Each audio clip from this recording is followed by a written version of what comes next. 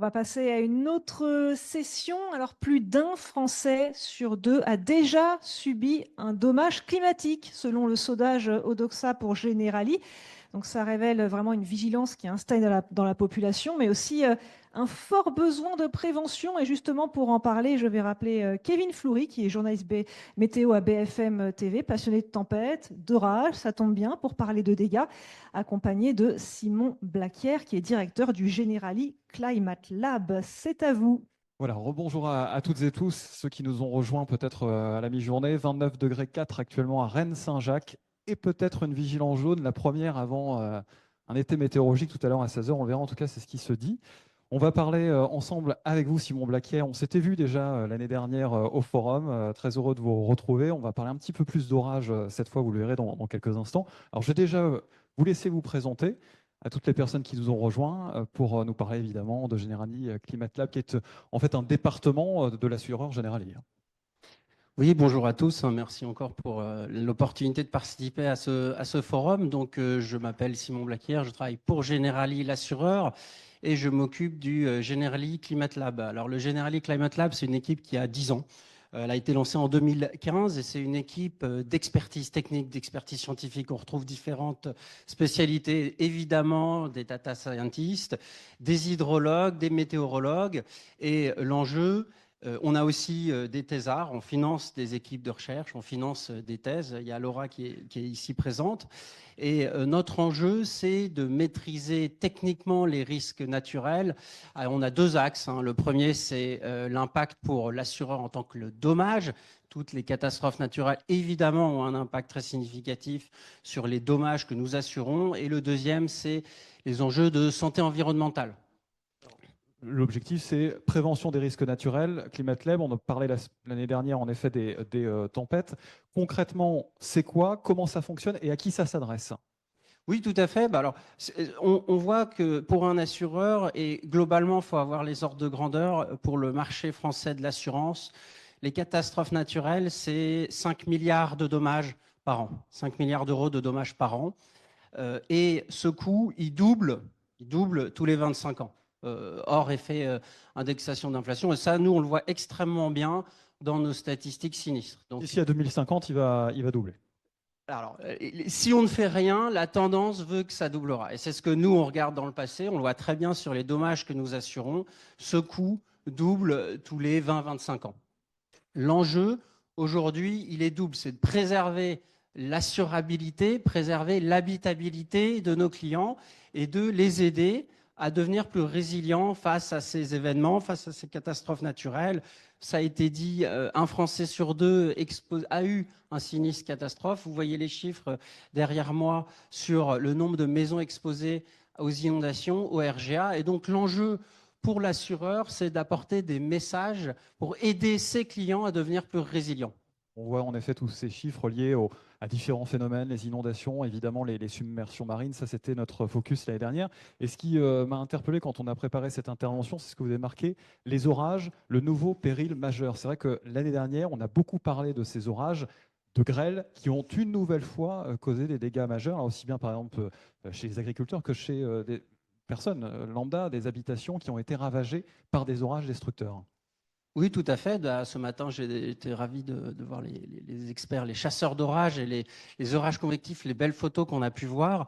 C'est vrai que c'est un péril qui devient majeur pour l'assurance, majeur pour vous tous, pour nous tous, puisqu'on constate effectivement une tendance à la hausse de ces phénomènes d'orages convectifs, de grêle. Alors, il faut voir que la grêle, les dommages sont induits quand vous avez des tailles de grêlons qui dépassent 3 cm. Enfin, ça n'a rien à voir avec la grêle sur récolte qui est...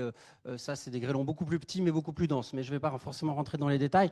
Sur ce sujet de la grêle, c'est un enjeu majeur parce que on estime, on essaye de croiser nos sources, que c'est une déviation annuelle de coûts due aux orages de grêle de 7% par an. Donc c'est énorme, c'est-à-dire hors inflation encore, 7% de coûts tous les ans. Il y a une augmentation de ces phénomènes de grêle. On peut noter quand même l'année de référence récente, c'est 2022, où il y a eu plus de 6,5 milliards de dommages juste par ces phénomènes de grêle,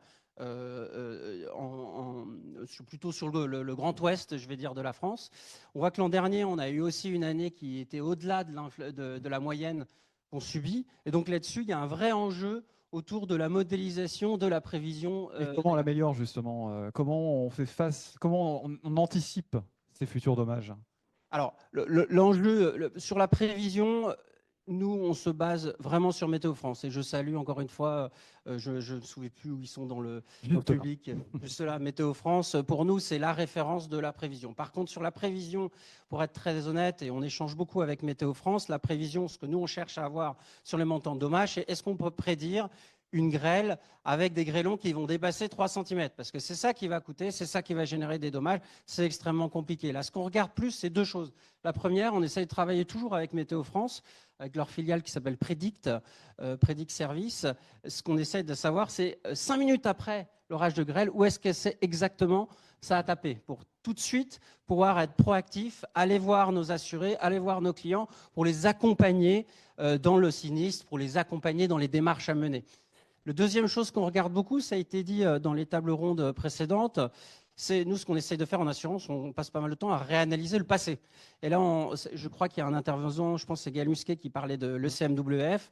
On utilise les données, notamment les réanalyses. Rejouer le climat du passé. Les analyses RA5 de l'ECMWF, par exemple, ils ont rejoué le climat depuis 1940. Et ça, c'est extrêmement important pour nous, assureurs, de savoir appliquer aujourd'hui à nos assurés. On a 2 millions de bâtiments. On assure 2 millions de bâtiments. Generali, c'est 2 millions de bâtiments en France, métropole et outre-mer. Donc, vous en impliquez particuliers, sociétés, tout confondu? On assure beaucoup les entreprises, beaucoup les particuliers. Et donc là, c'est extrêmement important de rejouer le passé. Où est-ce que sont les zones plus gréligènes que les autres? Où est-ce que sont les zones qui sont plus exposées au péril naturel? Et ça, c'est extrêmement important pour un assureur, pour l'accompagner justement dans la prévention. Alors, on voit que vous avez en effet une stratégie clairement tournée vers les enjeux climatiques, vers les aléas météorologiques. Là où il y a un petit QR code qu'on retrouve également, je crois, dans l'espace accueil. Vous pouvez nous expliquer ce qu'on peut flasher là? Oui, tout à fait. Alors, ça, c'est notre site qui est public, qui est ouvert. Vous pouvez flasher le QR code, c'est complètement ouvert. Ça s'appelle Ensemble face au risque. C'est un outil qui permet de vous donner vous rentrez votre adresse, on ne la récupère pas, ou pas forcément. L'idée, c'est d'avoir votre exposition. Si vous ne voulez pas la récupérer, on ne la récupère pas. Et donc, vous avez, via ce site, Ensemble face au risque, votre exposition au péril naturel. Et donc, c'est l'inondation, la sécheresse, le retrait-gonflement des argiles, la grêle, la tempête et tous les périls naturels qui peuvent vous exposer. Et donc, vous pouvez aller librement sur ce site pour vous sensibiliser à l'exposition au péril naturel. Et donc, vous avez voilà, cette stratégie qui s'affiche là à l'écran. On voit bien, séquencé, étape par étape. Clairement, la prévention, c'est le maître mot chez Generali. Oui, parce qu'en fait, je l'ai dit, je pense que si nous ne faisons rien collectivement, les dommages dus aux catastrophes naturelles vont augmenter. Du fait du changement climatique, on constate déjà cette tendance, ils vont continuer à augmenter. Le deuxième, c'est que néanmoins, il n'y a pas forcément de fatalité sur ces enjeux-là si on joue la carte de la prévention. Ça a été dit encore une fois ce matin en début d'après-midi. L'enjeu numéro 1, c'est comment est-ce qu'on est proactif face à ces dommages, comment est-ce qu'on est proactif dans sa prévention. Et notre enjeu, c'est d'accompagner nos assurés, nos clients dans la prévention individuelle. Pour nous, vous avez vu, la première étape, c'était de sensibiliser. La deuxième étape, c'est d'aller plus loin. En fait, ce que l'on cherche à faire, c'est à nos clients, à nos assurés, c'est les accompagner dans des démarches positives. Comment réduire ma propre vulnérabilité, pour me rendre plus résilient par rapport aux catastrophes naturelles? Ça, c'est la deuxième brique.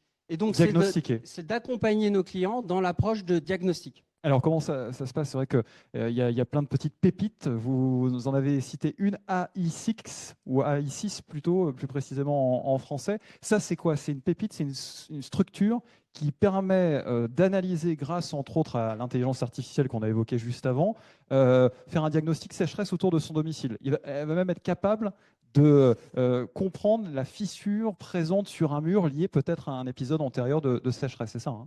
Oui, tout à fait. La sécheresse, c'est un péril majeur sur lequel beaucoup de Français sont exposés, puisqu'il y a 11 millions de maisons qui sont exposées au risque de retrait-gonflement des argiles. C'est-à-dire la variation hydrique, la variation de teneur en eau du sol, notamment les sols argileux, entraîne des fragilisations des fondations de votre maison. Et c'est vos maisons, donc nos maisons se cassent.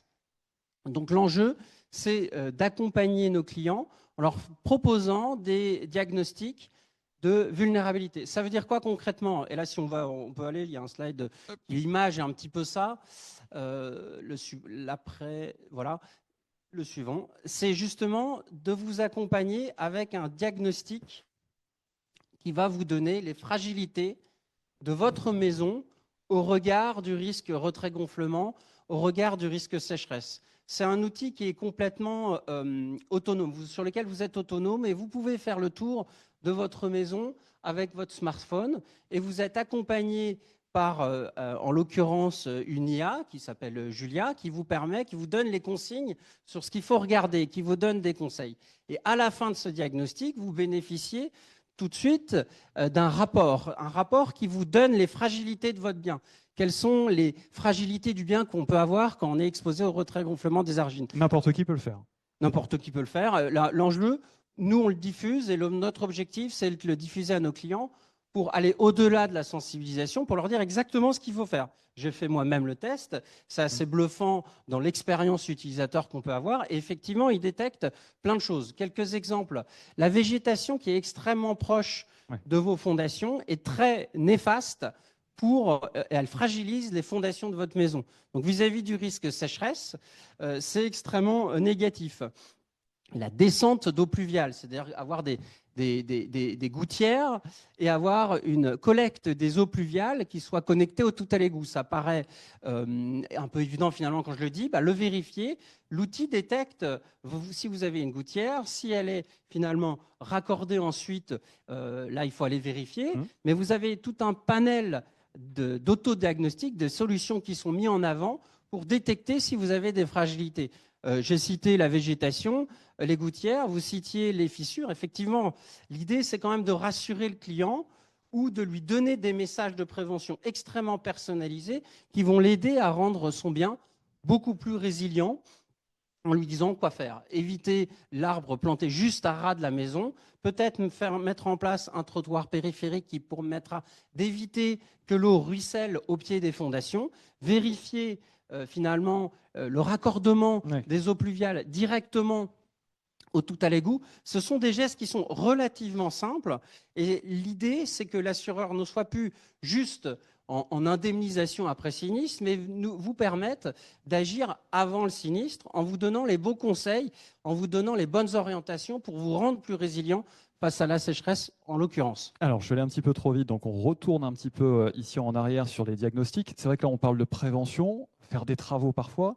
Moi, je vous ai dit, oui, c'est vrai que ça coûte cher, mais il y a un fonds Barnier qui peut aider, qui peut accompagner n'importe qui dans la salle qui souhaiterait mettre en place des travaux, par exemple, pour limiter le risque d'inondation dans son habitat. Oui, alors. Qui est conséquent en plus. Alors en fait, il y a un système le système d'assurance est un partenariat public-privé entre des assureurs privés type Generali et l'État via ce qu'on appelle la Caisse centrale de réassurance. Je ne vais pas rentrer trop dans les détails.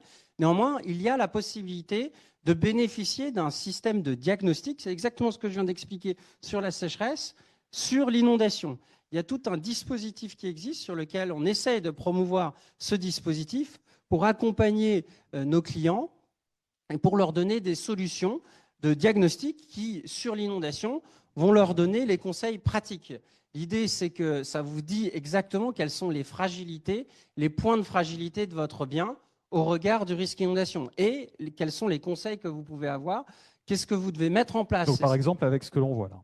Alors là, c'est un système d'autodiagnostic. Vous avez des questions qui vont vous donner une note finale, qui vont vous donner des conseils prévention à la fin, en vous indiquant quoi faire pour faire face à l'inondation. Vous êtes exposé, vous êtes dans une zone inondable, vous pouvez avoir X centimètres d'eau dans votre maison. Quels sont les dispositifs auxquels vous pouvez bénéficier, ce que vous devez mettre en place pour vous rendre résilient par rapport à ce risque inondation. Par exemple, un retour, un anti-retour, c'est ça, un petit clapet au niveau des fondations? Oui, c'est ça, ça s'appelle un clapet anti-retour. En fait, on a souvent le problème, c'est que soit par les phénomènes de remontée de nappe ou par les phénomènes d'inondation, on pense souvent à ce qu'on appelle les bâtards d'eau, c'est-à-dire des barrières anti-inondation. Ça peut remonter par les... Et ça peut remonter par vos canalisations. Donc, on incite, et ces dispositifs qui sont peu coûteux, qui permettent de ce qu'on appelle un clapet anti-retour, d'éviter le reflux.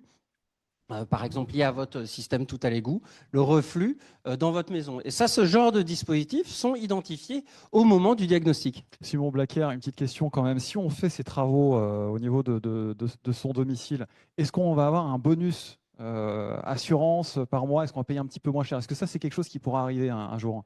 Oui, évidemment. Je pense que vous l'aurez compris, nous, aujourd'hui, ce qu'on pousse à nos clients, c'est de faire ce diagnostic. En fait, il faut bien en avoir en tête que l'exposition au péril naturel, c'est une première étape. La deuxième étape, c'est de savoir précisément quoi faire pour son bien. Ça, ce qu'on finance, c'est les diagnostics qu'on finance pour nos assurés. Et la troisième étape, c'est évident que le client proactif, l'assuré proactif qui est pour rendre son bien plus résilient, l'objectif, c'est de lui réduire sa prime d'assurance parce que son risque est revu, parce que son risque, il est plus résilient pour faire face aux catastrophes naturelles. Merci beaucoup, Simon Blacker. On comprend bien que l'objectif, maintenir l'assurabilité et l'habitabilité de tous les territoires, ça c'est l'enjeu de Generali. Tout à fait. Merci encore une fois d'être venu cette année. Merci.